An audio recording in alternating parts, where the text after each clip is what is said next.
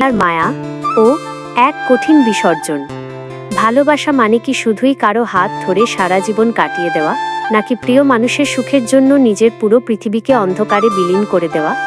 আজ আপনাদের এমন এক বাস্তব কাহিনী শোনাব, যা শুনলে আপনার হৃদস্পন্দন কিছুক্ষণের জন্য হলেও থেমে যাবে। গ্রামের সেই শান্ত বিকেল। আমাদের আরিয়ান আর বৃষ্টি, যাদের প্রেমটা ছিল একদম চলচ্চিত্রের মতো। আরিয়ান যখন বৃষ্টির হাত ধরে নদীর ওই পাড়ে বসে থাকত, তখন মনে হতো যেন পুরো পৃথিবীটা তাদের জন্য থেমে গেছে। আরিয়ানের সেই চোখে ছিল হাজারো স্বপ্ন, আর বৃষ্টির হাসিতে ছিল এক অদ্ভুত মায়া।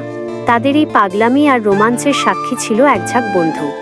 কিন্তু কে জানতো, এই মায়ার পেছনেই লুকিয়েছিল এক চরম বিসর্জন। আরিয়ান বৃষ্টির জন্য যে পাগল ছিল, সেই আরিয়ানকেই একদিন এক কঠিন সিদ্ধান্ত নিতে হলো। সমাজ, পরিবার আর পরিস্থিতির চাপে আরিয়ানকে দিতে হলো এক বিশাল পরীক্ষা।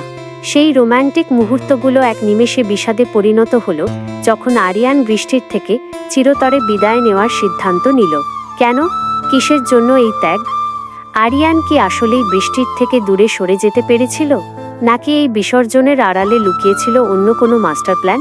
বন্ধুরা, গল্পের এই বাঁকটা এতটাই ইমোশনাল যে আমি নিজেই বর্ণনা করতে গিয়ে বারবার থমকে যাচ্ছি।